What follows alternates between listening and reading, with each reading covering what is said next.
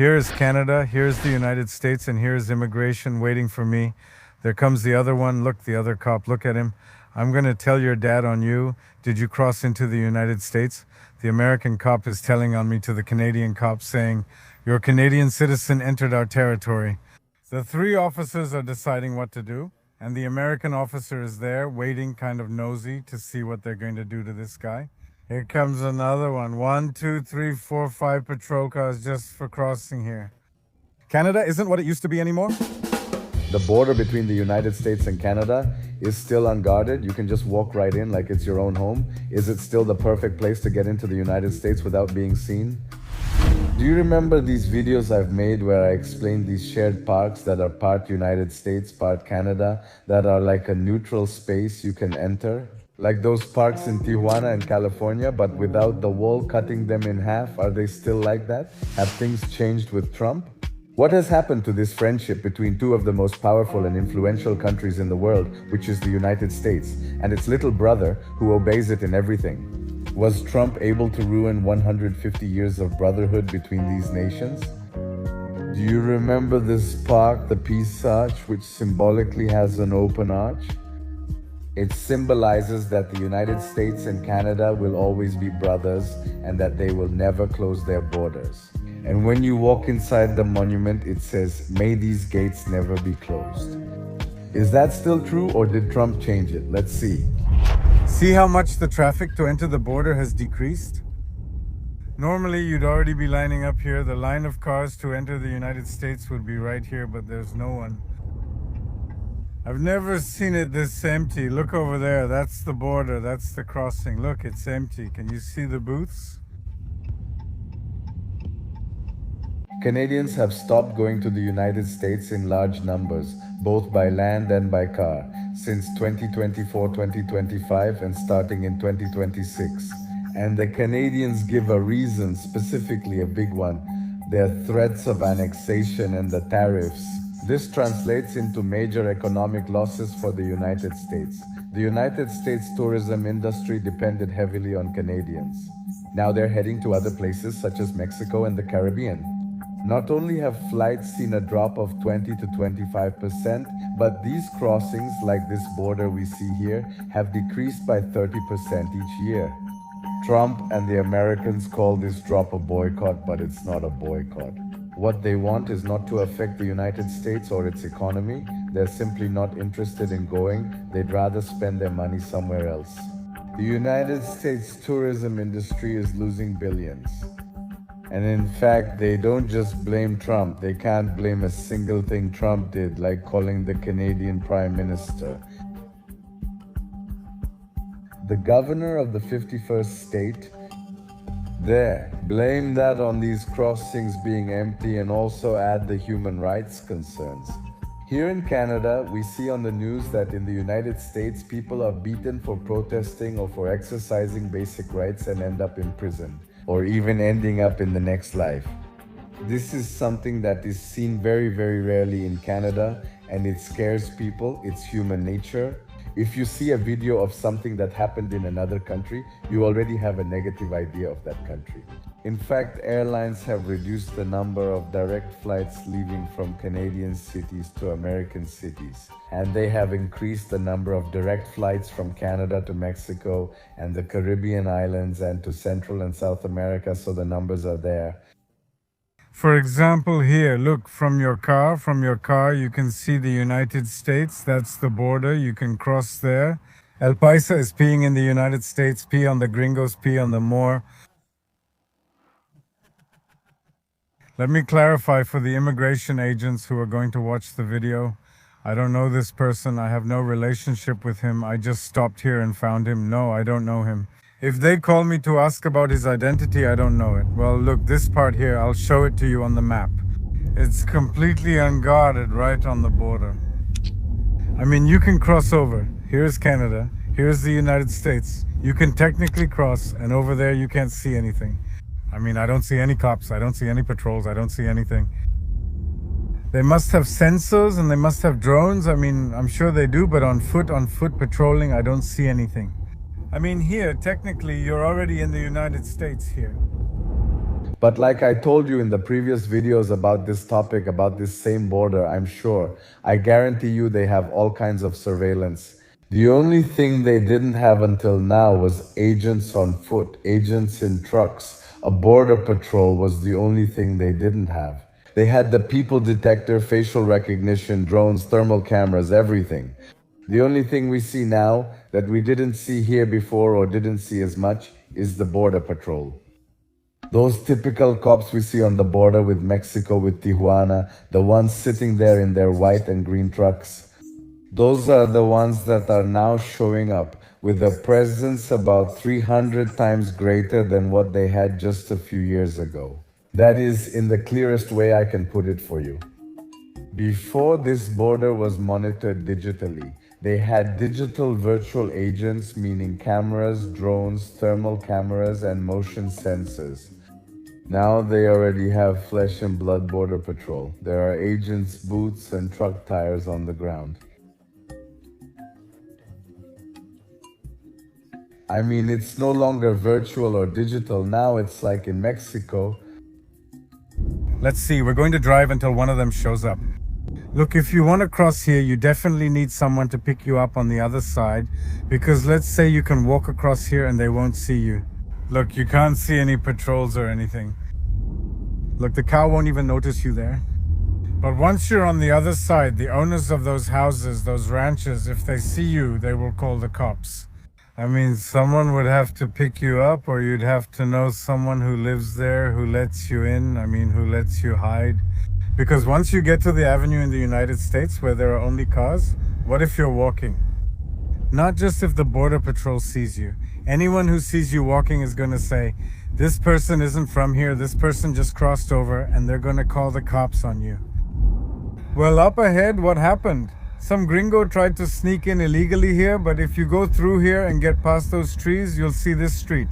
Look, in the city of Blaine, Washington, you would get to this street, but that street would be very similar to this one, with little traffic and houses. That's it. Of the people who are known around here, the people who are walking, there are almost none, and the ones who are here are the ones who live around here. That's why I'm saying if a resident sees you, they'll call the cops. After you pass those houses, look, there's already the American flag right there. If one of them sees you, I doubt they'll say, good morning, brother, welcome, God bless you. I doubt it. Here already, look, here already. Are you walking past this? That's already the United States Avenue. Someone would have to pick you up there if they don't catch you here. And show your friend is there and parks quickly in that spot. And here you run across like this, running quickly, and you get over there. Could he pick you up? That would be the only way. Again, I'm not recommending it. I don't recommend anyone do anything illegal, just being realistically. I'm telling you what your chances are. Now, Just to clarify, I'm giving you your chances of crossing this 200-meter stretch that I'm showing you now. What are your chances? That you're going to leave these 3 border streets and go to a United States city without getting caught? Because remember that the border zone extends up to 100 miles, 160 kilometers from the border. And taking that into account, it's most likely that you will get caught. That's the most likely outcome, guys. I'm not trying to discourage anyone. I'm not looking down on anyone. You know that I offer all my support to undocumented people because they are the backbone that supports the largest economy in the world. But they're going to catch you, they're going to fine you and put your friend who picks you up in jail. He will lose his citizenship or residency if he has it, and if not, he will also be deported. They will be charged with human trafficking. They will be in a United States prison, which are horrible. Look, I would rather be poor and struggling with 1 meal a day without shoes in my village in Chiapas than in a United States prison. And if you're going to cross the border like it is now, that's the most likely outcome. So the purpose of this video is to discourage the idea you might have of crossing here. It's not worth it at least to pay one of the agents because they're corrupt too.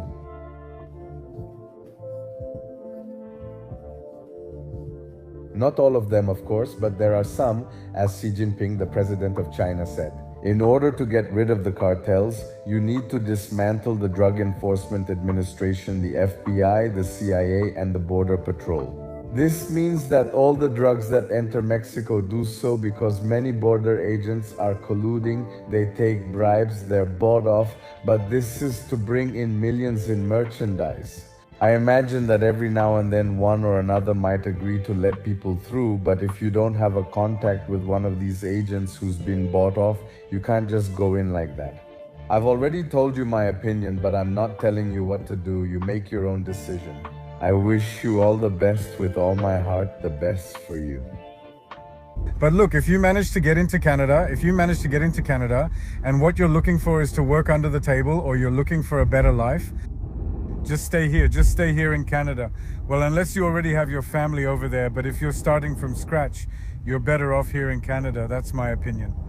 That's already questionable. If it's worth living in the United States, that's something you can debate, but living undocumented is definitely not worth it, at least when you're starting out. If you've already been there for 30 years with children and grandchildren, maybe it's worth it for them. Let's compare being undocumented in the United States versus being undocumented in Canada. Both situations are tough, but you're a little less screwed in Canada. In Canada, they're not going to break into your house at 3 in the morning from a helicopter. To break down your door, beat your family members, and spray pepper spray on your children. They're not going to box you in during high-speed traffic on the highway, risking a crash, and they're not going to spray pepper spray on your 3-month-old baby.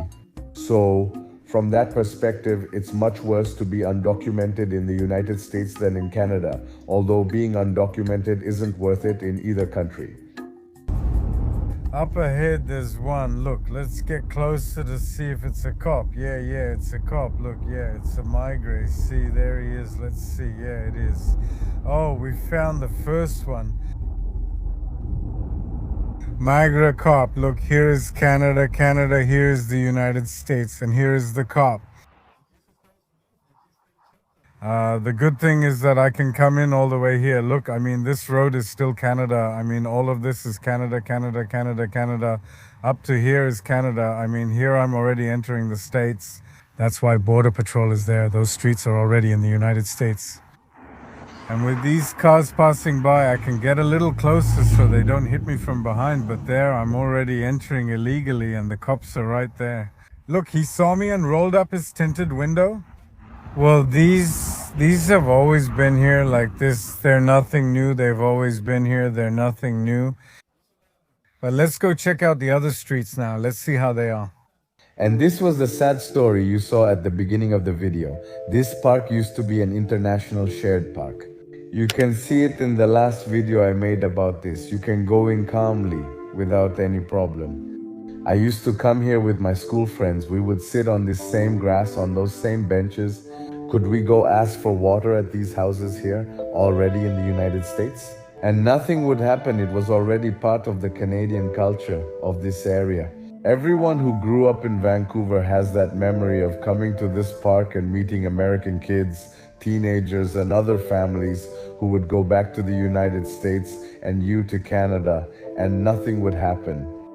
There were times when you would socialize or meet someone and see them here every summer and you didn't even know which side they lived on. It was the perfect harmony between the people on the border of Canada and the States. There was, because this park served the purpose its name says, International Shared Park. Half in Canada, half in the United States, everyone can use the park. And they already trust you, they trust your integrity as a human being, they trust your honesty. That you would go back to your side and no one would check you. That made it so this is no longer possible. It gives us a clear difference. The sign of decay in the world, the little faith we had left in humanity, the few things that still worked harmoniously, that's over. This is the end of an era. And it's not just the nostalgia I feel that my children won't be able to come here like I used to, but also seeing how we're going backwards, seeing how things are going from bad to worse. And it's not like I came here as a child, I came as a teenager and young adult between 17 and 21. It wasn't that long ago.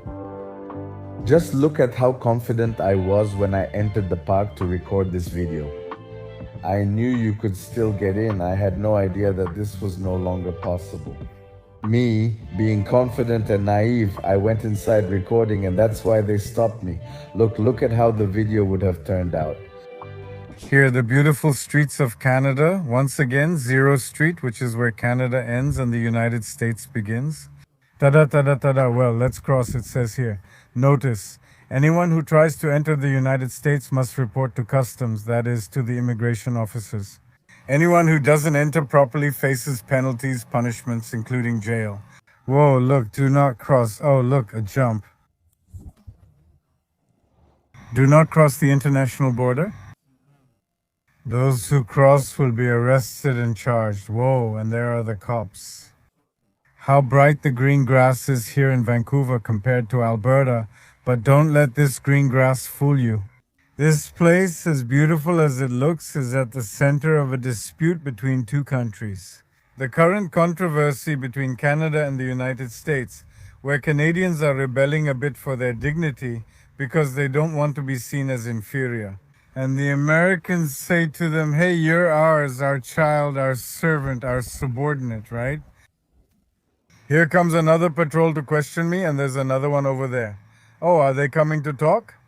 Let me clarify, these people are not immigration and customs enforcement agents, they are border patrol agents. They do have to be here, and they do. They catch drugs, weapons, and other dangerous things, explosives that cross between both countries. These people do have an important role. I'm not saying they're perfect. I'm not saying they've never abused human rights. I'm just saying that the border patrol is necessary in every country. And there you can see how he gets out to block my way, so I simply can't walk. And most of the work these people do is patrolling. Now that's another story. That's another story. They're coming to interrogate me, so I'll go see what they want and leave you now. And then people come up to me and ask what I'm doing, and I say, what do you mean? What am I doing? I mean, can I be here? And they say, not anymore. I said, what? Not anymore. I mean, this park is shared. It's an international park. It's half Canada and half the United States, and I can go in. And he said to me, you came here many years ago, right? And I said, yes, I used to come here as a teenager. And he told me exactly like this, word for word, just as I'm telling you, but in English.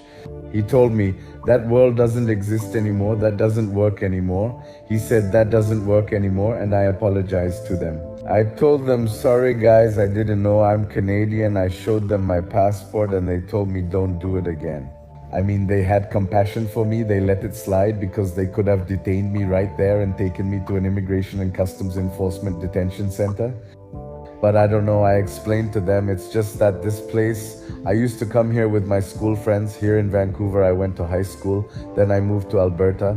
When I got married, I got divorced and I wanted to come back to see because I have a lot of memories here. This is a park that was a big part of my teenage years, and they saw me like that, like with remorse. Like, poor guy, and he lives in a world of fantasies that doesn't exist anymore. They felt sorry for me and told me to just go back to Canada. Well, they just asked for my documents and told me to leave.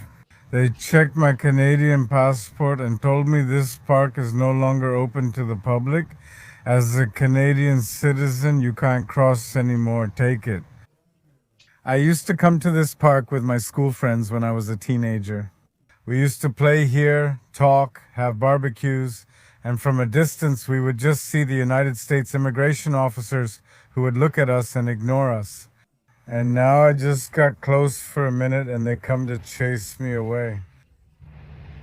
He just takes a picture of my passport. The good thing is that I have my Canadian passport with me. If not, they would have taken me into custody right there. Well, I'm back in Canada again. And as soon as I enter Canada, the Canadian immigration officers stop me. The Canadian immigration officers.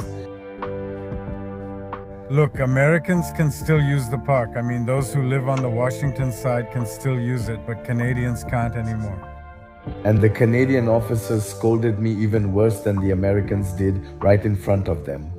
And the American officers came over to watch me getting scolded, and both of them were scolding me together. The Canadian Border Patrol arrived, the local Canadian police, the Canadian Customs officers, and the United States Border Patrol. There were about 11 officers from 4 organizations in 4 patrol cars, scolding me, telling me, we don't care, we're not interested in your youthful nostalgia, that world doesn't exist anymore. That was what hurt me the most, that they repeated it to me like 10 times, even a Canadian cop. He pulled me aside and showed me the sign and said, "Don't you know, man? Didn't you see it?" And I said, "Yeah, man. But that same sign was there 20 years ago and we didn't care at all. We just ignored it." And he interrupts me to shut me up and says, "Ignorance or nostalgia doesn't exempt you from responsibility, so we have to detain you."